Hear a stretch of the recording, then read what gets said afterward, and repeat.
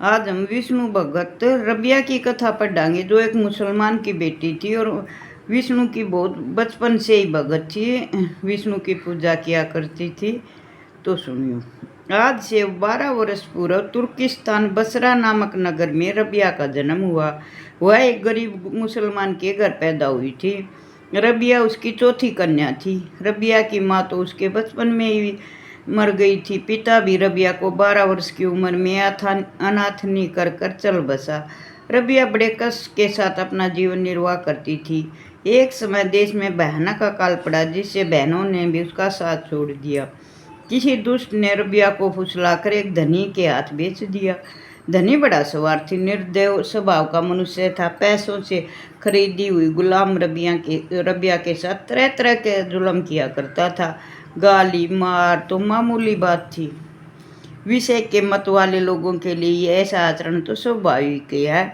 रबिया कष्ट से पीड़ित होकर अकेले में ईश्वर के सामने रो रो कर अपना हाल सुनाया करती थी। चुपचाप अपना दुखड़ा सुनाया करती थी। जगत के ईश्वर के सिवा उसको सांत्वना देने वाला कोई नहीं था। गरीब अनाथ का उस भगवान के नाथ के अलावा कोई नहीं था। मालिक के जुल्म से घबराकर उसे पिंड छुटाने के लिए एक दिन रबिया घर से छिपकर भाग निकली। परंतु ईश्वर का विधान तो कुछ और ही था। कुछ दूर जाते ही उसका ठोकर लगी और गिर पड़ी हो, जिससे उसका दाहिना हाथ टूट गया। विपत्ति पर नई विपत्ति आई। अमावस्या की घोर निशा के बाद शुक्ल पक्ष का अरुणोदय होता है, लेकिन उसको तो विपत्ति की सीमा होने पर भी सुख के दिन लौटा करते हैं। लेकिन रबिया पर तो विपत्ति पर विपत्ति आ गई और वह विचलित होकर रो पड़ी और उसके दिनों के बंधु भगवान को याद करके कहने लगी, ए मेरे मेहरबान मालिक, मैं बिना माँ बाप की अनाथ लड़की जन्म से दुखों में पड़ी हुई हूँ। दिन रात यहाँ कैदियों की तरह मरती पसती किस तरह मैं जिंदगी बिता रही हूँ। रहस्य है, मेरा ये हाथ भी टूट गया। मुझ पर कृपा करो, हे कृपा निधान, हे दीन दयालु, रक्षा करो भगवान। तुम मुझसे क्यों नाराज हो? मुझसे क्या गलती हुई हो? बार बार भगवान से विनती करने लगी। रबिया की एकातर वाणी गगन मंडल को भेद कर भगवान के लोक को पहुँच गई। तो रबिया के दिव्य स्वरों को सुनकर भगवान स्वयं कह रहे, मानो ऐसे आकाशवाणी हुई भविष्य तो और तेरी महिमा अपार होगी और तेरे दुख के दिन समाप्त हो गए। देवता भी तेरा आदर करेंगे। सच्ची करुण प्रार्थना का उत्तर तत्काल ही मिला करता है। ऐसी दिव्य वाणी को सुनकर रबिया का हृदय आनंद से उछल पड़ा। उसको अब पूरी उम्मीद हो गई कि उसने सोचा कि जब प्रभु मुझ पर प्रसन्न है, मेरी भविष्यवाणी हुई है कि तुम्हारे दुख के दुख दिन समाप्त हो गए, तो अब मेरे अच्छे दिन जरूर लौट आएंगे। वह भगवान को बार बार धन्यवाद देती हुई और तब कष्ट और कोमल कुसुमों का स्पर्श की भांति प्रसन्न मन से हृदय से रबिया अपने हाथ की चोट को दर्द को भूलकर प्रसन्नचित होकर अपने मालिक के घर लौट आई।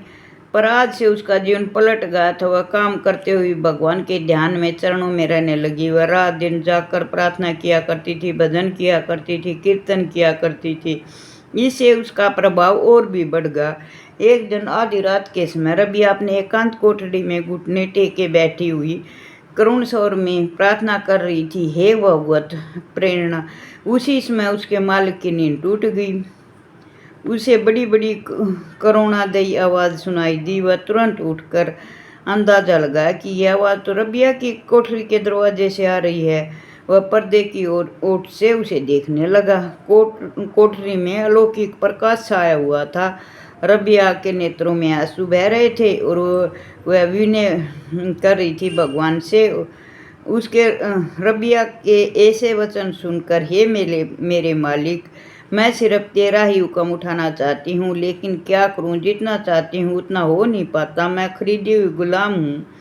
मुझे गुलामी से फुर्सत ही कहाँ मिलती है आपका भजन कीर्तन करने के लिए। हे दुनिया के मालिक, हे रबिया की प्रार्थना सुन लो भगवान।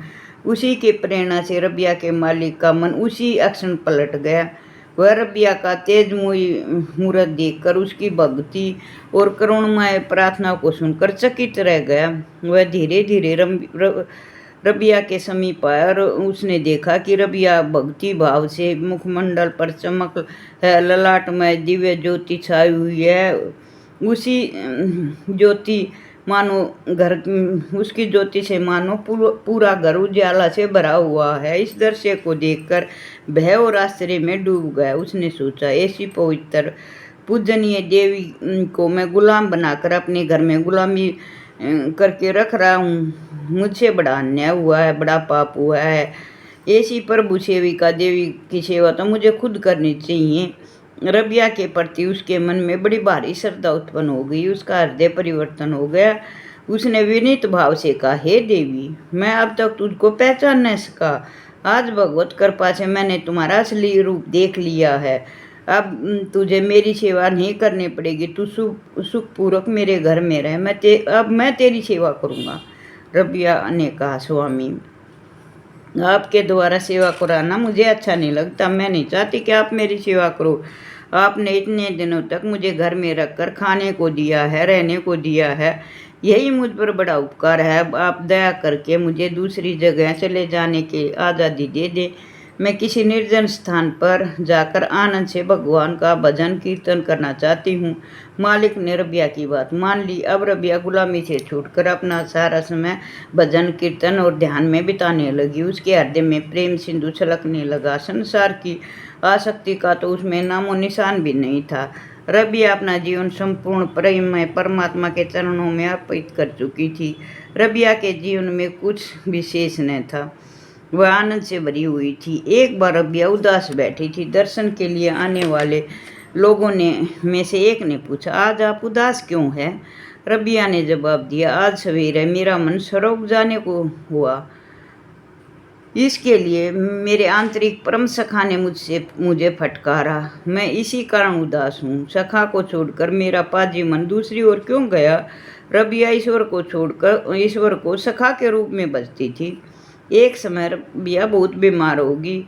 तब किसी संत ने उससे पूछा कि आप अपनी बीमारी की इस हालत को देखकर भगवान से विनय करें कि भगवान आपको ठीक कर दे।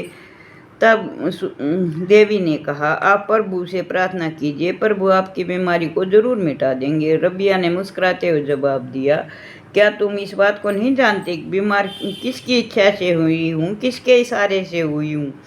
क्या इस बीमारी में मेरे प्रभु का हाथ नहीं है? हाँ, उसकी इच्छा के बिना कुछ नहीं होता। जब यह बात है तो तुम मुझसे क्यों कह रहे हो कि मैं इच्छा के विरुद्ध बीमारी से छूटने के लिए उसे प्रार्थना करूं, जो मेरे परम सखा है, जिसका प्रत्येक विधान प्रेम से भरा हुआ है? इसकी इच्छा के विरुद्ध कार्य करना क्या प्रेमी के लिए उचित है? कैसा सुंदर आत्मसमर्पण था रबिया का। जो भी होता वो भगवान की इच्छा समझती थी। एक बार एक संत ने उससे कहा, आपको किसी चीज़ की खाने की इच्छा नहीं होती? रबिया ने कहा, तुम जानते हो मैं खजूर खाना चाहती हूँ। 10 वर्षों से यहाँ रहती हूँ। यहाँ खजूरों की कमी नहीं है, परंतु मैंने अभी तक एक भी खजूर अपनी जीभ पर नहीं रखा है। मैं तो उस प्रभु की दासी हूँ। दासी की इच्छा कैसी? जो कुछ भी करूँ उसकी इच्छा से करूँ। यदि प्रभु की इच्छा के विरुद्ध है तो यह मेरे लिए त्याज्य है। एक बार एक संत ने कहा रबिया से, क्या विवाह करना चाहती हैं? रबिया ने जवाब दिया, विवाह शरीर से होता है, परंतु मेरा शरीर है ही कहाँ। मैं तो मन और तन के साथ प्रभु के हाथों को अर्पण कर चुकी हूँ। यह शरीर अब उसके अधीन है, उसी के कार्य में लगा हुआ है। विवाह किसके साथ करूँ, क्यों करूँ? रबिया अपना सब कुछ भगवान को अर्पण कर चुकी है। उसके समीप एक प्रभु के सिवाय ऐसी कोई वस्तु नहीं है जिसे वह मेरी कहती या समझती हो। एक बार एक संत ने कहा, देवी, आप ऐसी ऊंची स्थिति किस प्रकार प्राप्त हुई? आपको इतना ज्ञान कैसे हुआ? रबिया, जो कुछ भी मिला है सब मैं खोकर मिला है। घमंड त्याग कर भगवान सब कुछ उनके चरणों में सौंप देता है तो उसको भगवान के हाथ से सब कुछ मिल जाता है। आप जिस ईश्वर की प्रार्थना करते हो, क्या आप उस ईश्वर को आपने कभी देखा है? रबिया ने कहा, देखती नहीं तो पूजा कैसे करती? परंतु मेरे उस ईश्वर की वाणी से वर्णन नहीं किया जा सकता कि ईश्वर कैसे हैं। न उसका माप है न तोल की चीज है वह। बातों ही बातों में एक दिन एक संत ने रबिया से कहने लगे, परलोक एक मुहूर्त के लिए भी मेरा मन प्रभु के चिंतन को छोड़ेगा तो मैं रोऊंगा और विलाप करूंगा, जिसको सुनकर देवताओं को मुझ पर दया आ जाएगी। रबिया ने कहा, यह तो अच्छी बात है, परंतु यहाँ ही ऐसा क्यों नहीं करते? यहाँ होगा तभी तो वहाँ होगा। रबिया सबसे प्रेम से कहती, पापी तापी सबके साथ उनका दया का वर्ताव था। उनकी उसमें नज़र में सब एक समान थे। एक दिन एक मनुष्य ने रबिया से पूछा, आप पाप रूपी राक्षस तो शत्रु ही समझती होंगी। रबिया ने कहा, ईश्वर के प्रेम से छकी रहने के कारण मुझे तो किसी से शत्रुता नहीं है, न किसी से लड़ना ही पड़ा है। प्रभु कृपा से मेरा कोई शत्रु नहीं है, न कोई प्यारा है, सब एक समान है। एक समय कुछ लोग रबिया के पास गए। रबिया ने उनसे में से एक ने पूछा, भाई तू ईश्वर की सेवा किस लिए करता है? रबिया ने पूछा एक मनुष्य से। वो बोला, आदमी ने कहा, नरक की भयानक पीड़ा से छूटने के लिए। दूसरे से पूछने पर उसने कहा, स्वर्ग की अत्यंत रमणीय स्थान पाने के लिए, जहाँ भांति भांति के भोग हैं, असीम सुख है, उसी सुख को पाने के लिए मैं भगवान की भक्ति करता हूँ। रबिया ने कहा, बेसमझ भक्ति इस लोभ के कारण प्रभु की भक्ति करता है, लेकिन न करने से तो ये भी अच्छा है। परंतु मान लो यदि स्वर्ग या नरक दोनों ही न हो तो क्या तुम लोग भक्ति नहीं करोगे? सच्चे भगत ईश्वर की भक्ति किसी लोक या परलोक की कामना से नहीं करते, वे तो अपने आनंद के लिए किया करते हैं। कैसी आदर्श भक्ति का निरूपण किया है। रबिया ने एक बार एक धनी आदमी रुपयों की थैली लेकर एक संत के साथ उसके पास आया और उसने रबिया से कहा, ये थैली स्वीकार कीजिए। तब उसने प्रार्थना की। रबिया ने कहा कि इस दुनिया में जो लोग मालिक की निंदा किया करते हैं, वो महान उदार परमात्मा नाराज होकर उसके लिए खान पान सब बंद कर देते हैं। फिर वह अपने गुलाम के लिए कंजूसी क्यों करने लगा? मैंने जब से उसका महत्व समझाया तब से मेरी कुछ भी प्राप्त करने की वासना चली गई है। भला बताओ मैं धन का क्या करूँगी? एक बार इसी तरह एक धनी मनुष्य ने रबिया के उसके फटे चिथड़ों को देखकर कहा, हे तब सुनवी, यदि आपकी आज्ञा हो तो मैं आपकी दरिद्रता दूर करने के लिए दास आपके लिए कुछ करना चाहता है। रबिया ने कहा, सांसारिक दरिद्रता के लिए मैं किसी से क्यों मांगूं? और अगर मांगना ही होगा तो मैं अपने जगत गुरु भगवान से मांगूंगी। अपने मालिक के हाथ ही अपने आप ही ले लूँगी। धन्य ऐसे भगत की। बोलो रबिया की जय। एक समय एक मनुष्य ने रबिया के फूटे लोटे और फटी गुदड़ी को देखकर कहा, हे देवी, मेरी अनेक धनियों से मित्रता है, अगर आपकी आज्ञा हो तो मैं आपका जरूरी सामान ले आऊँ। रबिया ने कहा, तुम गलती कर रहे हो।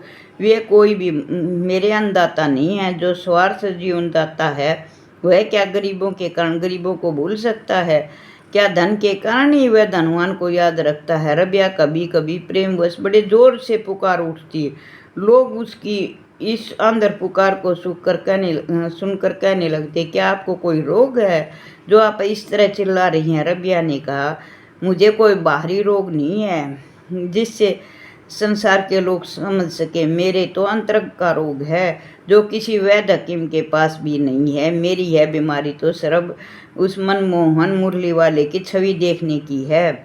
मैं उसकी छवि देखना चाहती हूँ। मेरा तो वही सब कुछ है। रविया मन सदा स्वर था, प्रभु की उपासना में लगा रहता था। वह दिन रात प्रभु के चिंतन में अपना समय बिताया करती थी।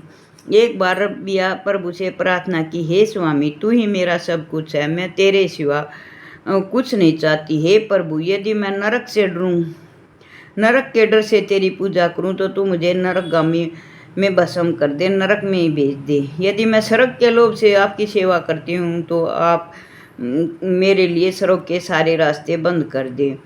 यदि मैं तेरे लिए आपकी पूजा करती हूँ तो परम आनंद परम प्रकाश में अपना स्वरूप दिखला प्रभु। हे प्रभु, मैं आपका स्वरूप देखना चाहती हूँ। रबिया का शेष जीवन बहुत ही ऊंची अवस्था में बीता। वह चारों ओर से अपने परम सखा असीम सौंदर्य को देख देख कर आनंद में डूबी रहती थी। एक दिन रात को चंद्रमा की चांदनी रात छिटक रही थी। रबिया अपनी कुटिया में परम आनंद से भगवान की दिव्य सृष्टि सृष्टि को देख रही थी, आनंद में डूबी हुई थी। इतने में एक परिचित स्त्री ने आकर कहा, हे रबिया, बाहर आकर देखो। रबिया, बाहर आकर देखो, कैसी खूबसूरत रात है। रबिया के हृदय में उस समय भगवान प्रभु का सौंदर्य विराजमान था। वह बाहर की सुंदरता को क्या देखती। यह कहते कहते रबिया का ने अपना शरीर त्याग दिया। बोलो ऐसी भगत वत्सल को की जय। बोलो रबिया की जय, जिसने अपने प्रभु चरणों में अपनी जिंदगी समाप्त कर दी। जो भी इस कहानी को पढ़ेगा सुनेगा उसके सब कष्ट दूर होंगे और उसे मोक्ष की प्राप्ति होगी और भगवान के दिव्य दर्शन होंगे। बोलो संत रबिया की जय। बोलो विष्णु भगत की जय। बोलो शिव शंभू की जय हो। भोलेनाथ की जय। शिव शंभू की जय। शिव शंभू की